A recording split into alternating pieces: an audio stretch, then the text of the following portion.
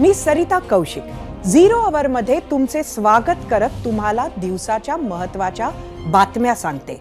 बातम्या आहेत मराठा आरक्षणाशी संबंधित.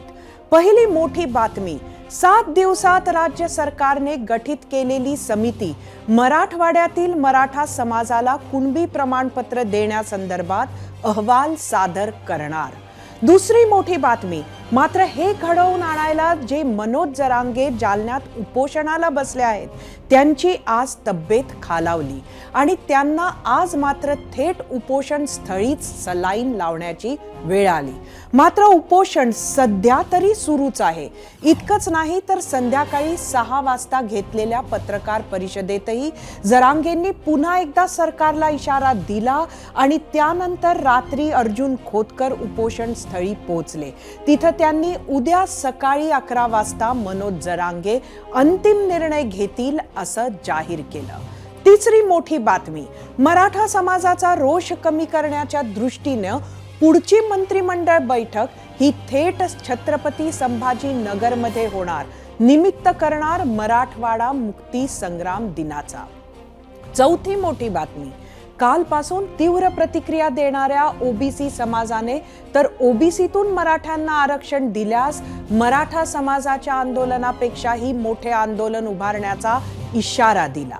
पाचवी मोठी बातमी, ओबीसी महासंघाच्या या भूमिकेवर तेवढ्याच तीव्र प्रतिक्रिया मराठा संघटनांनीही आज दिल्या आहेत. या 5ही बातम्यांचा परिणाम हा की सरकारला काही कठीण निर्णय घ्यावे लागू शकतात आणि त्यावरच आपला आजचा पहिला प्रश्न आधारित होता. त्यासाठी आपण जाऊया आपल्या पोल सेंटरला. आजचा माझाचा पहिला प्रश्न होता जरांगेंचा अल्टिमेटम आणि सरसकट कुणबी प्रमाणपत्राला ओबीसी महासंघाच्या विरोधानं सरकार कात्रीत सापडलंय का? तुम्हाला सांगायचं होतं होय किंवा नाही. यावर महाराष्ट्राची मतं जाणून घेणार आहोतच, पण मराठा आरक्षणासाठी सुरू झालेल्या आंदोलनात ओबीसी आरक्षणाचा विषय कसा आला तर त्याचं उत्तर आहे कुणबी प्रमाणपत्र. जे निजामकालीन मराठवाड्यातील मराठ्यांच्याकडे होते असे काही पुरावे आणि दावे आहेत. हेच कुणबी प्रमाणपत्र आज मराठा समाजाला द्या, त्यामुळे त्यांना थेट ओबीसी कोट्यातून आरक्षण मिळेल अशी ही मागणी आहे आणि अगदी हेच ओबीसी नेत्यांना नकोय. अर्थात मराठा समाजाची संख्या पाहता जर त्यांचा समावेश ओबीसीत झाला तर तिथं मोठी स्पर्धा निर्माण होईलच. त्यामुळेच काल मुंबईत ओबीसी नेत्यांनी अशा निर्णयाआधीच आपला विरोध दर्शवला, तर आज नागपुरात ओबीसी महासंघानं त्याचा विरोध केलाय. मराठ्यांना कुणब्यांचे प्रमाणपत्र द्यायचे असल्यास मराठा कुटुंबाच्या वैयक्तिक दस्तावेजावर तशी नोंद हवी. हैदराबादेत जाऊन निजामशाहीचे सामूहिक दस्तावेज तपासून मराठ्यांना कुणब्यांचे प्रमाणपत्र देता येणार नाही. तसं झाल्यास कुणबी समाज आणि ओबीसी समाज राज्यात मराठ्यांपेक्षाही मोठं आंदोलन उभारल्याशिवाय राहणार नाही असा इशारा राष्ट्रीय ओबीसी महासंघाचे अध्यक्ष बबनराव तायवाडे यांनी दिलाय. त्यामुळे मराठा आरक्षणावरून सुरू झालेल्या संघर्षात आता ओबीसींच्या इशाऱ्याची भर पडली आहे. ओबीसी महासंघाचे बबनराव तायवाडे आपल्या सोबत असणार आहेतच. त्यांच्याशी आपण चर्चाही करणार आहोत, पण त्याआधी आपण मंत्रालयात जाऊ, कारण तिथल्या बैठकीकडे महाराष्ट्राचं आज लक्ष लागलेलं होतं. आज दुपारी 12 वाजता मंत्रिमंडळाची बैठक सुरू झाली. जवळपास 2.5 तास ही बैठक चालली. मात्र या बैठकीत मराठा आरक्षणावर कोणताही निर्णय झाला नाही. त्याच बैठकीनंतर तातडीनं मुख्यमंत्री, उपमुख्यमंत्री आणि मंत्र्यांची एक दुसरी बैठक झाली आणि त्यात महत्त्वाचे निर्णय घेण्यात आले. त्यातला सर्वात मोठा निर्णय म्हणजे मराठवाड्यातील मराठा समाजाला कुणबी प्रमाणपत्र देण्यासंदर्भातला अहवाल 8 दिवसाच्या आत देण्याच्या सूचना मुख्यमंत्री एकनाथ शिंदे यांनी दिल्या आहेत आणि त्याचा GRही 2 GR आज रात्रीच काढण्याचा सुद्धा त्यांनी निर्णय घेतलाय. पाहूया. निवृत्ती न्यायाधीश संदीप शिंदे आणि इतर आपले अधिकारी अशी 5 लोकांची समिती गठीत केलेली आहे आणि एकंदरीत ज्या काही नोंदी पूर्वीच्या महसुली, शैक्षणिक, इतर नोंदी ज्या निजाम कालीन आहेत याची तपासणी करणं, पडताळणी करणं आणि त्याचा एक SOP तयार करणं यासाठी ही कमिटी काम करेल. आणि या कमिटीला पूर्वी जी आपली एक समिती सचिव महसूल यांची समिती मदत करेल आणि ही निवृत्त न्यायाधीशांची समिती जी आहे 1 महिन्यामध्ये सरकारला रिपोर्ट देखील करेल, अहवाल सादर करेल. इकडे मुख्यमंत्र्यांनी 8 दिवसात अहवाल सादर करण्याची घोषणा केली आहे. पण हा अहवाल तयार करण्याबरोबरच महाराष्ट्र सरकारसमोर कोणती आव्हानं असू शकतात तेही पाहूयात. त्यासाठी जाऊया आपल्या मीडिया सेंटरला. महाराष्ट्र सरकार समोरचे आजचं पहिलं आवाहन मनोज जरांगेच्या उपोषणावर तोडगा काढणे. ओबीसींचा विरोध तीव्र झाला तर त्यावर पर्याय शोधणे. आरक्षण 50% गेलं तर त्यावरही कायदेशीर पर्याय शोधणे. अध्यादेशाद्वारे आरक्षण देण्यावर विचार करणे. अध्यादेशाद्वारे दिलेलं आरक्षण कोर्टासमोर टिकवणे. कोर्टासमोर आधी प्रलंबित आरक्षणाचा तिढा सोडवणे. मागास आयोगाकडून कोर्टासमोर टिकेल असा अहवाल तयार करणे. आरक्षणासाठी सर्वात महत्त्वाचा एम्पिरिकल डेटा तयार करणे.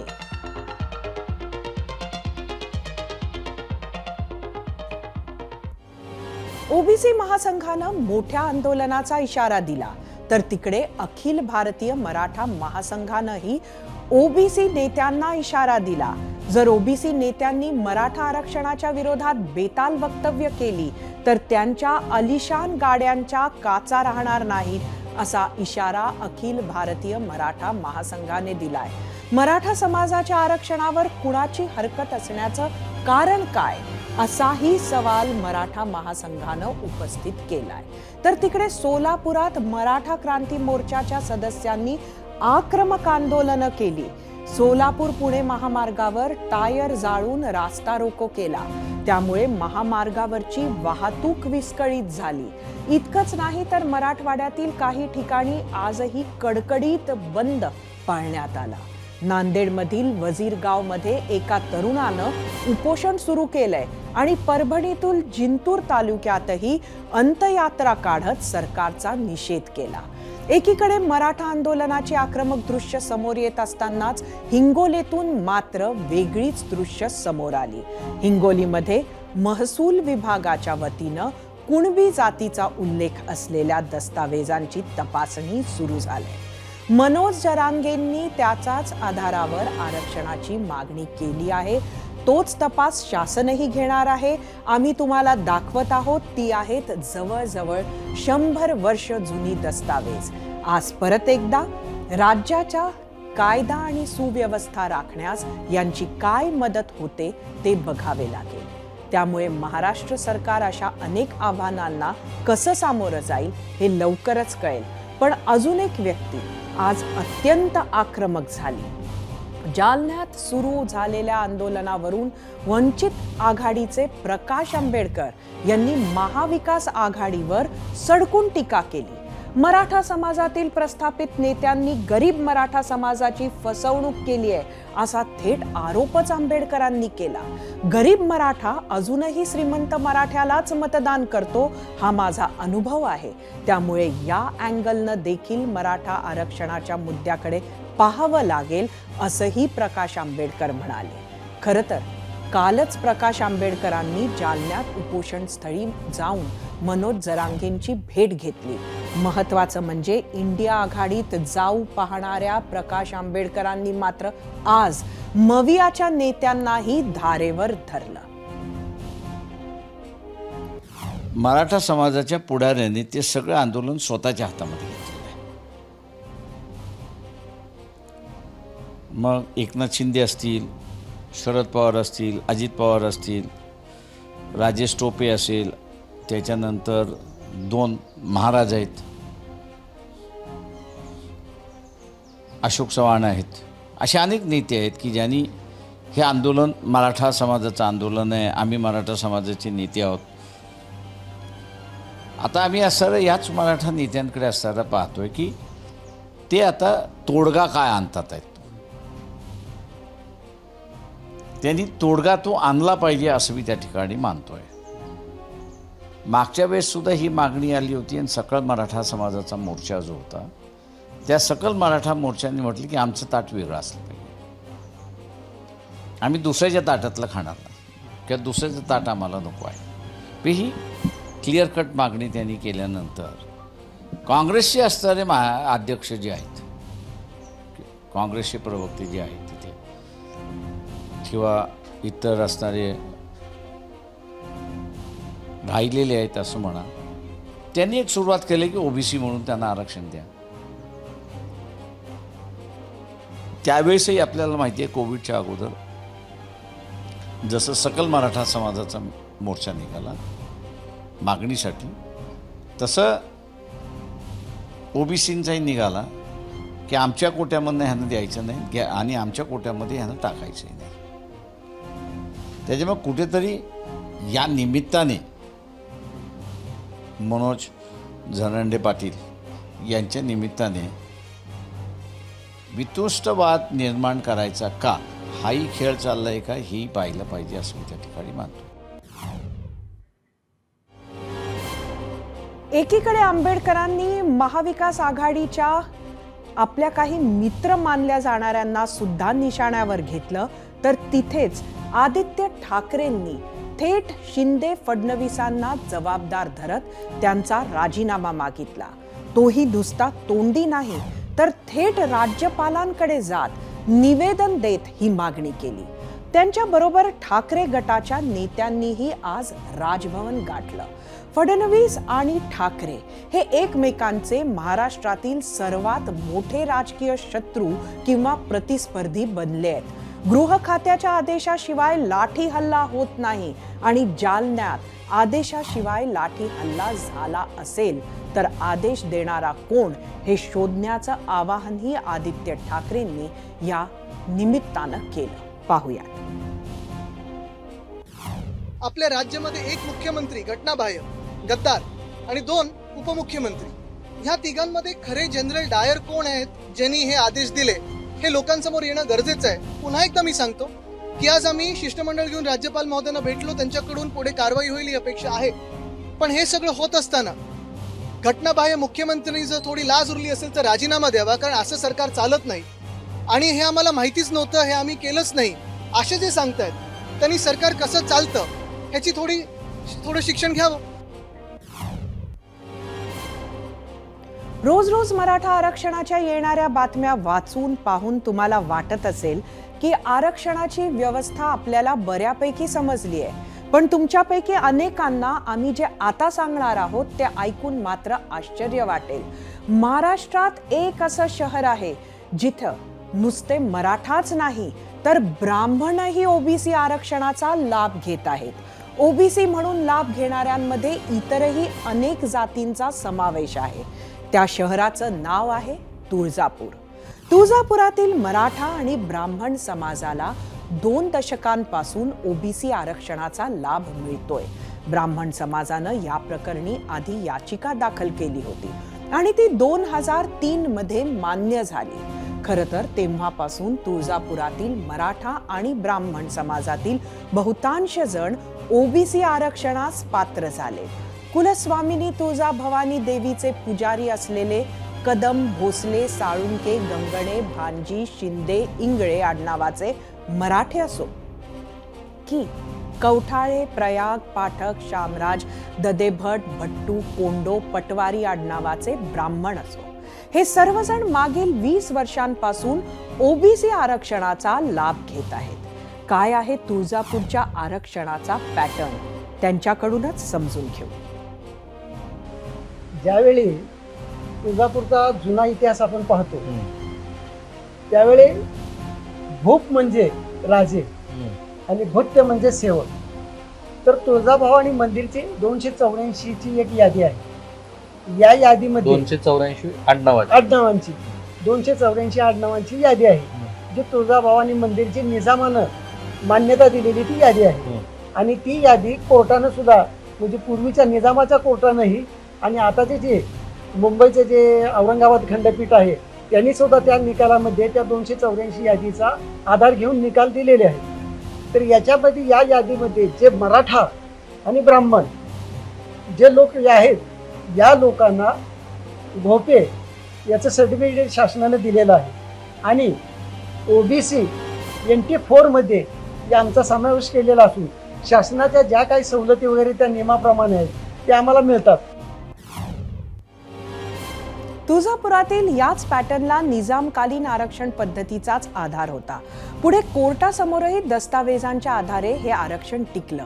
आताही जर मराठा समाजाला कुणबी प्रमाणपत्र द्यायचं असेल तर अशाच दस्तावेजाचा अभ्यास करावा लागणार. त्याच्या तपासणीनंतरच हे शक्य होईल. पण आता वेळ झालीये तुम्ही पाठवलेल्या प्रतिक्रियांपैकी काही निवडक प्रतिक्रिया पाहण्याची.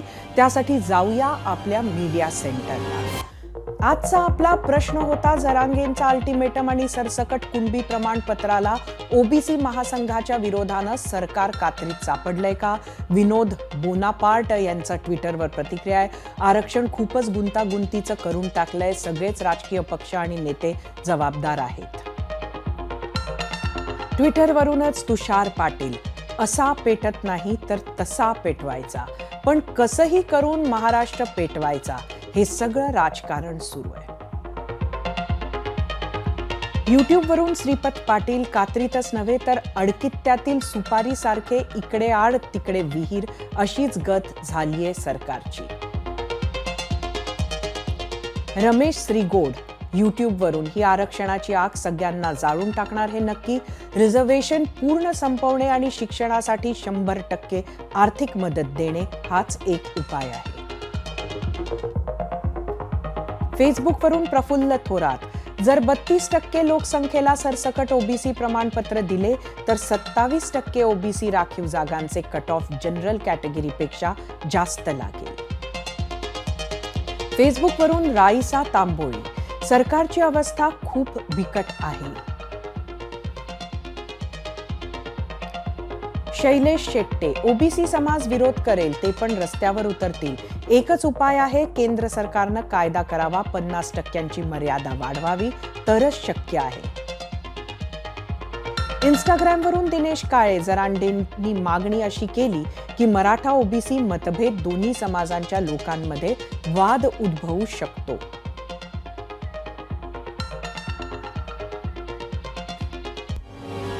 दोन्ही आरक्षणाच्या मुद्द्यावर सरकार कात्रीत सापडलंय की नाही यावरच्या प्रतिक्रिया पाहिल्यानंतर आता आपण जाणार आहोत गेस्ट सेंटरला, जिथे आपल्या सोबत आहे राष्ट्रीय OBC महासंघाचे अध्यक्ष बबनराव तायवाडे.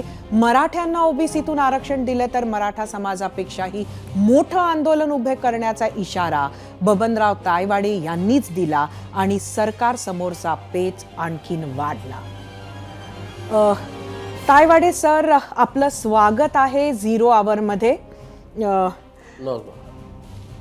आज आता आपण ऐकलं आहे सातत्यानं वेगवेगळ्या घडामोडी दिवसभर होत राहिल्या आणि सरकारनं तत्वता कुठंतरी मान्यता दिलेली आहे कुणबी प्रमाणपत्र देण्याची. मराठवाड्यातील लोकांना देणार की नाही हे अजून जरी स्पष्ट नसेल तरी मराठवाड्यात आधी ज्यांच्याकडे कुणबी या नोंदी होत्या निजामकालीन त्यांना ते देणार आहे. त्यामुळे आता OBC महासंघाची पहिली प्रतिक्रिया आता काय आहे या घोषणेनंतर?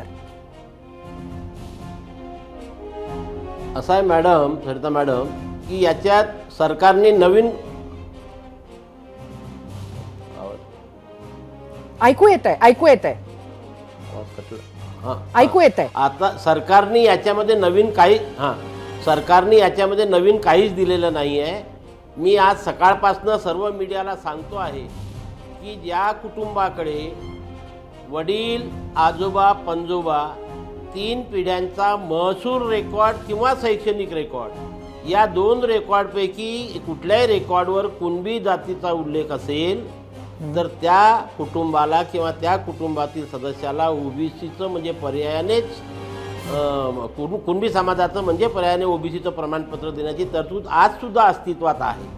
ज्यांच्याकडे अशा प्रकारचे प्रमाणपत्र असेल त्यांनी सादर करावे आणि त्यांना जर कुणब्यांचं पर्यायाने ओबीसीचं प्रमाणपत्र दिलं तर राष्ट्रीय ओबीसी महासंघाचा विरोध असण्याचं कुठेही काही कारण नाही, कारण तो प्रचलित नियम आहे. पण दुसरा जो मुद्दा इथे सांगितला जात होता की सरसकट त्यांना कुणबी समाजाचं प्रमाणपत्र द्या, त्याला आमचा विरोध होता.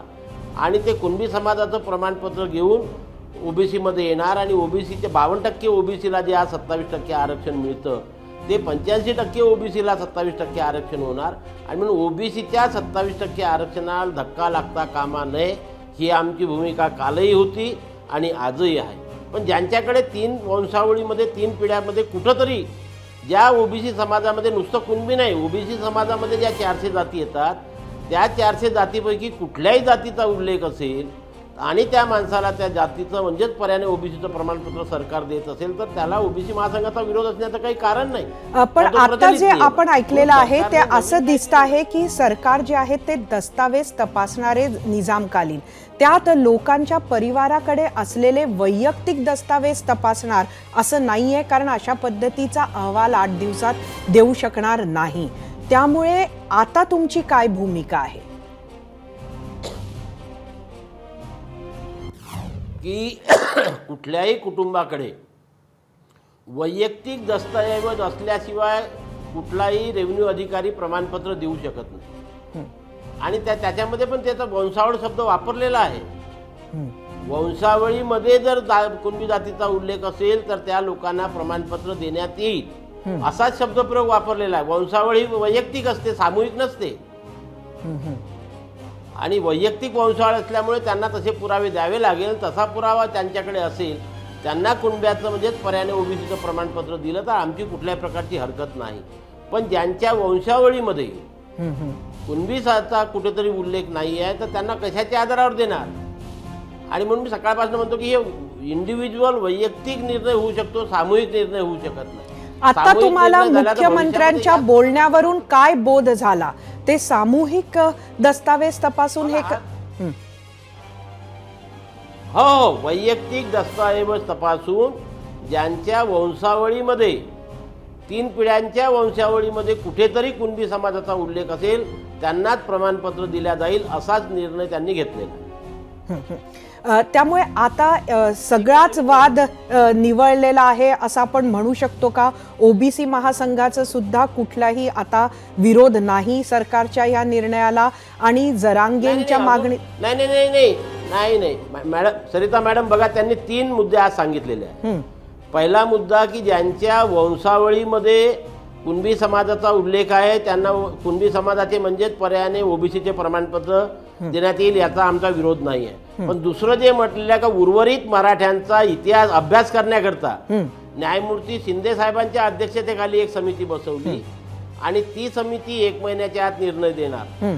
आता इथे प्रश्न असा असतो की ते कुठला अभ्यास करणार आणि सरसकट कसे काय देणार हा दुसरा प्रश्न निर्माण होतो.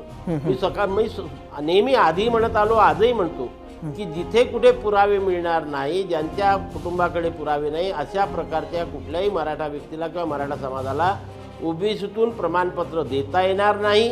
तसा निर्णय सरकार घेऊ शकत नाही, कोणती सरकार घेऊ शकत नाही. कारण याच्याकरता कुठल्या, जसं मगाशी तुम्ही सुरुवातीला सांगितलं की पंढरपूरचे काही मराठा की आणि ब्राह्मण ओबीसी याच्यामध्ये आहे, त्याचं असं आहे की कुठल्या जातीला किंवा कुठल्या समाजाला ओबीसी मध्ये घ्यायचं याची एक नियमावली ठरलेली आहे. राज्य मागासवर्गीय आयोग त्याचा अभ्यास करते की ही जात किंवा हा समाज शैक्षणिक, सामाजिक आणि आर्थिक दृष्ट्या मागासलेला आहे का. त्यांचं मागासलेपण सिद्ध झालं असेल आणि त्यांनी तशा प्रकारची शिफारस केली असेल तर राज्य सरकार त्या जातीचा किंवा त्या समाजाचा ओबीसी मध्ये समावेश करू शकतो. नक्कीच तायवाडे सर, मला हे नक्कीच आपलं जे म्हणणं आहे ते मान्य आहे. मात्र आता आम्हाला हे समजण्याची इच्छा आहे, अगदी शॉर्टमध्ये आपल्याकडे वेळ खूप कमी आहे, हे समजण्याची इच्छा आहे की ओबीसी महासंघ आज काय, कारण आज तुम्ही तीव्र आंदोलनाचा इशारा दिला होता, आता पुढचं पाऊल तुमचं काय आहे? वेट अँड वॉच आहे की आंदोलन? आम्ही त्याच्यावर अजूनही ठाम आहे. या सकाळपासून बोलतोय की ज्यांच्या वंशावळीमध्ये कुठेतरी उल्लेख आहे त्यांना प्रमाणपत्र दिला आमचा विरोध नाही. पण ज्यांच्याकडे कुठलाही पुरावा नाही, पुरावा नसताना जर मराठा समाजाला ओबीसीमध्ये द्या असा निर्णय सरकार घेत असेल तर हा महाराष्ट्र संपूर्ण ओबीसी समाज महाराष्ट्र पेटवून उठेल आणि फार मोठं आंदोलन या महाराष्ट्रामध्ये ओबीसी समाजाचं होईल. कारण ज्यांच्याकडे पुरावे नाही त्यांना तुम्ही देऊ शकत नाही, आमचा आक्षेप हाच आहे. आणि ओबीसीतून आरक्षण नाही म्हणून मी सकाळपासून सरिताचा एकच सांगतोय, महाराष्ट्र आपल्या माध्यमातून सुद्धा सांगतो की खरंच महाराष्ट्र शासनाला मराठा समाजाचा प्रश्न सोडवायचा असेल तर महाराष्ट्र शासनाने केंद्र शासनाला विनंती करावी की ज्या पद्धतीने EWSला एका दिवसामध्ये 10% आरक्षण दिलं आणि त्याचा अध्यादेश काढला, त्याच धर्तीवर मराठा समाजाकरता एक स्वतंत्र अध्यादेश काढावा आणि सर्व मराठा समाजाचं भलं करावं. किंवा सर्वोच्च न्यायालयाने जी 50% मर्यादा घातलेली आहे तशी EWSचं 10% आरक्षण दिल्यामुळे ती 50% मर्यादा संपलेली आहे. तर ही 50% मर्यादा यापुढे राहणार नाही. अशा प्रकारचं येणाऱ्या लोकसभा आणि राज्यसभेमध्ये नक्कीच तायवाडे सर, आपल्याला जे म्हणायचंय ते नक्कीच आम्हाला कळलं. मात्र आपण जे म्हणत आहात त्यानंतर सुद्धा अनेक प्रश्न पुढे निर्माण होतील आणि त्यामुळे चर्चेला यात बराच वाव आहे. मात्र आत्ता आपल्याकडे वेळेची मर्यादा आहे. आपण आपली मतं आमच्याशी जॉईन झालात, व्यक्त केलीत, त्याबद्दल खूप खूप धन्यवाद. एकीकडे मराठा समाजाचा रोष कमी करण्यासाठी म्हणून सरकारनं मंत्रिमंडळाची पुढची बैठकच छत्रपती संभाजीनगरमध्ये घेण्याचा निर्णय केला. त्याला 2 कारणं. पहिलं कारण मराठा आरक्षणाचा तापलेला मुद्दा आणि दुसरं कारण 17 सप्टेंबरला मराठवाडा मुक्ती संग्राम दिन. 17 सप्टेंबर 1948ला निजामाच्या राजवटीतून मराठवाड्याला स्वातंत्र्य मिळालं होतं आणि त्या दिवशी मराठवाडा भारतात सामील झाला होता. त्याच दिनाचं औचित्य साधत महाराष्ट्राच्या मंत्रिमंडळाची 16 सप्टेंबरला होणारी बैठक मराठवाड्यात घेण्याचा निर्णय झाला असू शकतो. तुर्तास वेळ झालीये पोल सेंटरला जाण्याची, जिथं आपण पाहणार आहोत आजच्या प्रश्नाला कौल महाराष्ट्राचा. आपला आजचा प्रश्न होता, जरांगेंचा अल्टिमेटम आणि सरसकट कुणबी प्रमाणपत्राला ओबीसी महासंघाच्या विरोधानं सरकार कात्रीत सापडलंय का? युट्यूबवर एकूण 24,000 मतं. 90% लोकांना वाटतंय सरकार कात्रीत सापडलंय, फक्त 10%ना वाटतं नाही. ट्विटरवर बघूया, एकूण 1,000 मतं.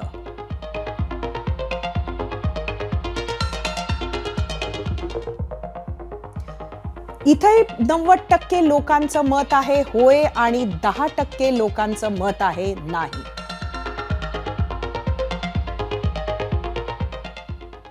कौल आपण बघितलाच, पण सरकार समोरचा सर्वात मोठा प्रश्न आहे राज्यातील कायदा आणि सुव्यवस्थेचा. तसेच मनोज जरांगे यांची तब्येत हा पण चिंतेचा विषय आहे. आजचा मनोज जरांगेंचा उपोषणाचा 9वा दिवस आहे.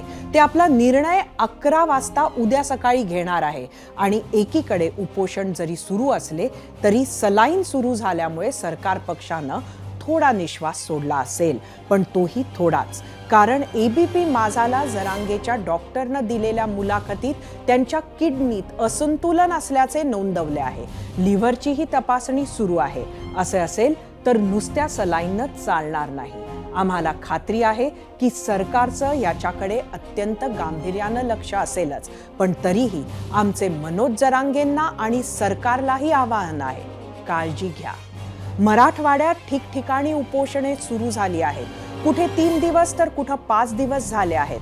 आजचे उपोषण ही उद्याची धग होऊ नये याची काळजी सुद्धा सरकारला घेणे गरजेचे आहे. कारण मुद्दा हा अत्यंत संवेदनशील आहे. संख्येने मोठे असणारे 2 समाज मराठा आणि ओबीसी हे एकमेकांसमोर उभे ठाकू नये आणि राज्यातील इतर जाती आणि समाज जे संख्येनं तुलनेत कमी असले तरी त्यांची मने कलुषित होऊ नये हेच सर्वात मोठे आवाहन आहे. विरोधकांनी इंडिया आघाडी बनवल्यापासून मोदी सरकार विरुद्ध इंडिया आघाडी हा जणू संग्रामच छेडला गेलाय आणि ह्याच राजकीय युद्धात आज बऱ्याच घडामोडी दिल्लीत होताना दिसल्या. यातील केंद्रस्थानी होतं संसदेचं विशेष अधिवेशन. मोदी सरकारने बोलावलेल्या विशेष अधिवेशनाचा अजेंडा काय आहे हा प्रश्न विरोधक विचारत आहे. एक देश एक निवडणुकीची घोषणा करणार की इंडिया काढून देशाचं फक्त भारत हे नाव ठेवणार की नव्या संसदेचा श्री गणेशा होणार? काय नक्की होणार विशेष अधिवेशनात याची जोरदार चर्चा सुरू आहे. आणि त्यासाठीच इंडिया आघाडीनं सर्व अधिकार सोनिया गांधींना देत नक्की विशेष सत्र का बोलावले याचे पत्र सरकारला धाडले. तसे पत्र सोनिया गांधींनी आज लिहिलेही आणि अवघ्या काही तासात सरकारनं त्या पत्राला उत्तरही दिले. मात्र या पत्र प्रपंचाचा वाद शमेल असे वाटत नाही. दरम्यान सरकारला घेरण्यासाठी आम्ही सर्व या विशेष सत्रात सामील होऊ अशी भूमिका पण इंडिया आघाडीच्या नेत्यांनी मांडली. 18 तारखेला सध्याच्या म्हणजे जुन्या संसदेत अधिवेशनाला सुरुवात होणार आहे. त्यानंतर दुसऱ्या दिवसापासून म्हणजेच गणेश चतुर्थीच्या शुभ मुहूर्तावर नव्या सेंट्रल विस्टामध्ये अधिवेशन भरेल अशी माहिती ANIनं दिली आहे. सोनिया गांधींचं पत्र, त्याला सरकारचे उत्तर, तसेच माजी राष्ट्रपती कोविंद यांच्या घरी एक देश एक निवडणूक यासाठीची बैठक, अशा अनेक इंटरेस्टिंग गोष्टी दिल्लीत होत होत्या. त्यात इंडिया आघाडीने आता मोठ्या आलिशान बैठका न घेण्याचा निर्णय घेतलाय. इंडिया आघाडीच्या समन्वय समितीची पहिली बैठक 13 तारखेला शरद पवारांच्या घरी होईल अशी माहिती संजय राऊत यांनी दिली आहे. या सगळ्या घडामोडींवरच आधारलेला एक प्रश्न आम्ही सकाळी तुम्हाला विचारला होता. बघूयात काय होता प्रश्न आपल्या पोल सेंटरना. आजचा माझाचा दुसरा प्रश्न होता, एक देश एक निवडणुकीसाठी बैठक ही देशातील निवडणुका पुढे ढकलण्याचा डाव आहेत का, असा आरोप विरोधकांनी केला. तो तुम्हाला पटतो का? तुम्हाला सांगायचं होतं होय किंवा नाही. विशेष अधिवेशनासाठी काँग्रेस नेत्या सोनिया गांधींनी आपल्या पत्रात काही विषय सुचवले आहेत. देशाची आर्थिक स्थिती, वाढती महागाई, वाढती बेरोजगारी, शेतकऱ्यांना हमीभाव, नैसर्गिक आपत्ती, अडाणी प्रकरणी JPC, चीनी अतिक्रमण, नूह हिंसाचार, जात जनगणना अशा विविध विषयावर चर्चा करण्याची मागणी त्यांनी केली आहे. सोनिया गांधींनी सकाळी लिहिलेल्या पत्राला संसदीय कामकाज मंत्र्यांनी संध्याकाळी उत्तर दिलं. संसदीय परंपरेनुसारच राष्ट्रपतींनी संसदेचं विशेष अधिवेशन बोलावलं असल्याचं त्यांनी सांगितलं. अधिवेशनापूर्वी सर्व विरोधी पक्षांसोबत चर्चा करू अशी ग्वाही त्यांनी दिली. अधिवेशन सुरू होण्याआधी कधीच अजेंडा निश्चित केला जात नाही असंही त्यांनी पत्रात म्हटलंय. थोडक्यात काय तर सध्या तरी सरकारने आपल्याकडील पत्ते उघड केले नाहीयेत. कीप देम गेसिंग अशीच नीती ठरवलेली दिसते. पण अशा पद्धतीनं विशेष अधिवेशन याआधी केंद्र सरकारनं कधी बोलावलं का? तर होय, याआधी सुद्धा विशेष अधिवेशनं बोलवल्या गेली आहेत. देशाच्या स्वातंत्र्याला 50 वर्ष पूर्ण झाली तेव्हा म्हणजे 1997चं विशेष अधिवेशन किंवा 2008 अणुकरारावरून डाव्यांनी पाठिंबा काढल्यावर विश्वासदर्शक ठरावासाठी मनमोहन सिंह सरकारने बोलावलेलं विशेश अधिवेशन ही काही महत्त्वाची उदाहरणं. विशेष अधिवेशनाबाबत अशाच काही विशेष मुद्द्यांना हायलाइट करणारा 0 आवरचा हा विशेष रिपोर्ट पाहूयात.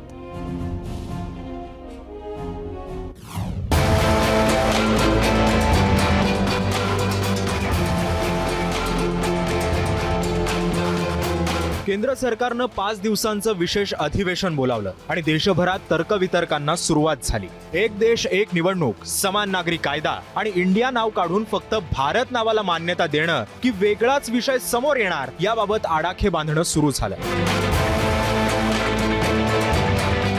अजेंडा अजूनही न सांगितल्यामुळे विरोधी पक्षांनी सरकारवर टीका सुरू केली.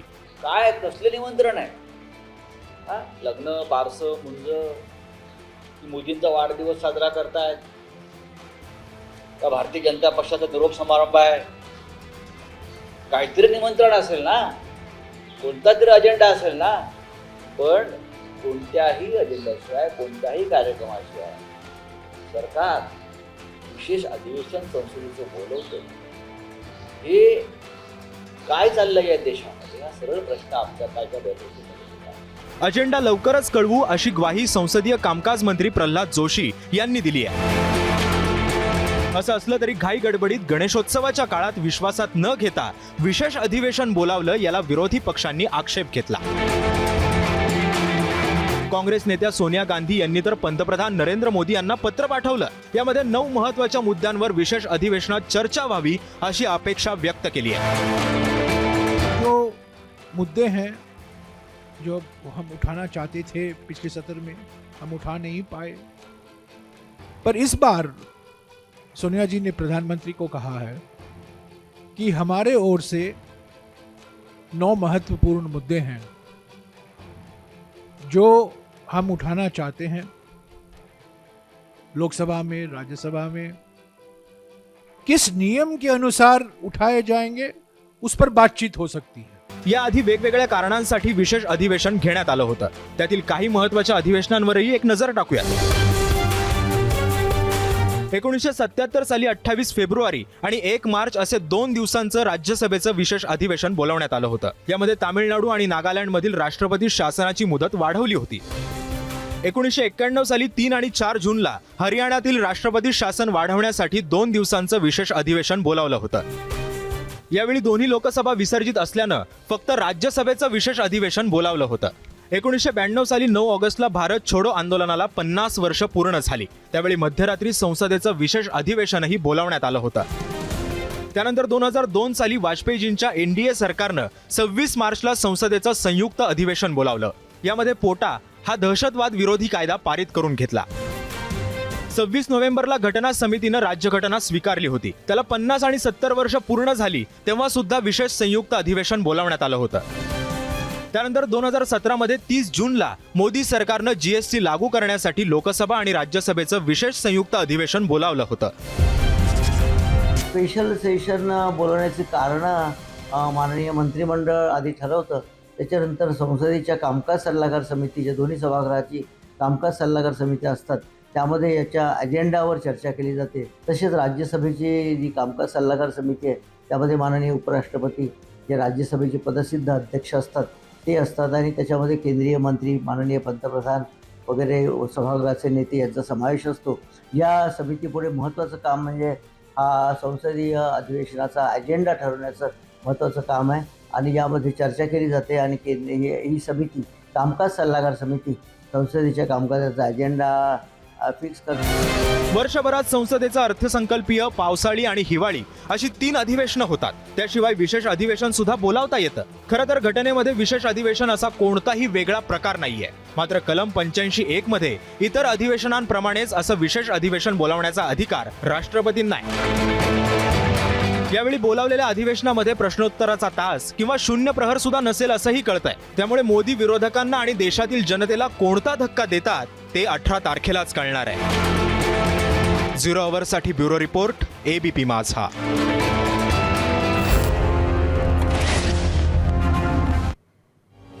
राष्ट्रपतींची अंतिम मोहर असली तरी संसदेचं अधिवेशन बोलवण्याचा निर्णय संसदीय कामकाज समिती घेत असते.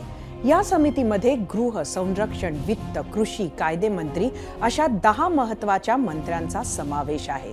समितीच्या निर्णयाची माहिती लोकसभा अध्यक्षांना दिली जाते. नंतर राष्ट्रपतींच्या नावे इतर सदस्यांना अधिवेशनासाठी आमंत्रित केलं जातं. 18 तारखेला बोलावलेल्या विशेष अधिवेशनात 10 विधेयक मांडले जाण्याची शक्यता वर्तवली जाते. याबाबत विचारलेल्या प्रश्नावर तुम्ही भरभरून प्रतिक्रिया दिल्यात. त्यातील काही निवडक प्रतिक्रिया पाहूयात आणि त्यासाठी जाऊया आपल्या मीडिया सेंटरला. आजचा आपला प्रश्न होता, एक देश एक निवडणुकीसाठी बैठकी देशातील निवडणुका पुढे ढकलण्याचा डाव, हा जो विरोधकांचा आरोप आहे तो पटतोय का? विनोद मोरे यांची ट्विटरवरून प्रतिक्रिया, एक देश एक निवडणूक व्हावं पण एक पक्ष एक नेता असं कधीच होऊ नये, नाहीतर लोकशाही संपुष्टात येईल. फेसबुकवरून धोंडप्पा नांदे, लोकशाही खऱ्या अर्थानं मजबूत करायची असेल तर निवडणूक पद्धत, निवडणूक सुधारणा याकडे गांभीर्यानं लक्ष दिले पाहिजे. फेसबुकवरून प्रमोद काळे, अजिबात नाही, उलट देशात सर्व निवडणुका एकत्र घेऊन प्रशासनावरचा भार आणि निवडणूक खर्च कमी करण्याची उत्तम योजना. इंस्टाग्रामवरून अक्षय दामोदर वालगुडे, आपला देश लोकशाहीने चालणारा देश आहे. देशातील निवडणुका कधीही होऊ देत, जनता योग्य वेळी योग्य कौल देईल. इंस्टाग्रामवरून गजानन बोरकर, मोदी जर स्वतःचा अजेंडा राबवत असतील तर हे आपल्या लोकशाहीला घातक आहे. अमोल हिरमुखे, काही चुकीचं नाही, खरंच बोलले आहेत. युट्यूबवरून आदित्य शिंदे, चांगल्या रस्त्याला गतिरोधक आणि माणसांना विरोधक असतात, पण ते काहीही बोलून लक्ष वेधून घेण्याचा प्रयत्न करत आहेत. युट्यूबवरून अजय कुमार साळुंखे, दोन्ही निवडणुका एकाच वेळी गुंतागुंतीचे होऊ शकतं, कारण राष्ट्रपती राजवट लागली तर त्या राज्यातील निवडून आलेलं सरकार किती कालावधीसाठी असेल. युट्यूबवरूनच अनिल लंबुगोल, भाजप आता निवडणुकीला घाबरतो आहे. आपण पाहत होतो बातमी संसदेच्या विशेष सत्राची, त्यावरच्या आपल्या प्रतिक्रिया आपण बघितल्या. विरोधकांना आरोप केला की निवडणुका पुढे ढकलण्याचा हा डाव आहे. त्यावर आपण तुमच्या प्रतिक्रिया बघितल्या. आता आपण पाहणार आहोत आपल्या दुसऱ्या प्रश्नावरचा पोल. त्यासाठी पोल सेंटरला जाऊयात आणि या प्रश्नावर तुम्ही काय कौल दिलाय ते पाहूया. आजचा आपला प्रश्न होता, एक देश एक निवडणुकीसाठी बैठक ही देशातील निवडणुका पुढे ढकलण्याचा डाव हा विरोधकांचा आरोप पटतो का? एकूण आपल्याला 27,000 मतं युट्यूबवर पडली. 78 लोकांचं म्हणणं आहे होय, फक्त 22% लोकांचं म्हणणं आहे नाही. ट्विटरवर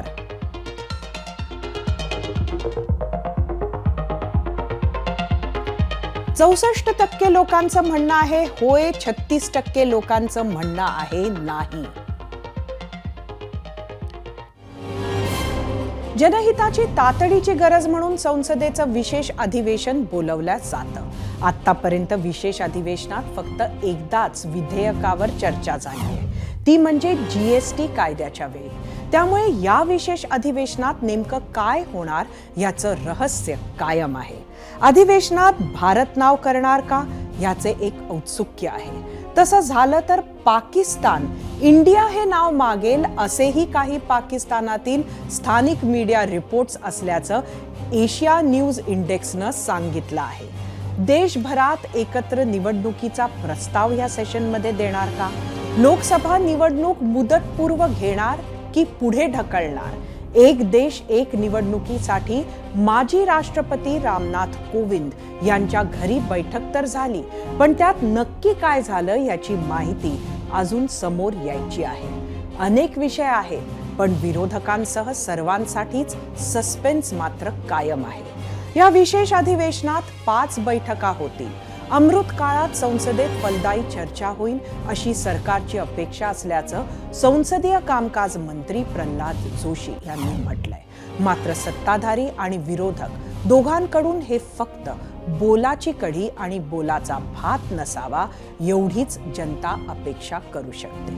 आणि तुर्तास वेळ झाली आहे आजच्या भागात इथेच थांबण्याची. ABP माझा, उघडा डोळे बघा नीट.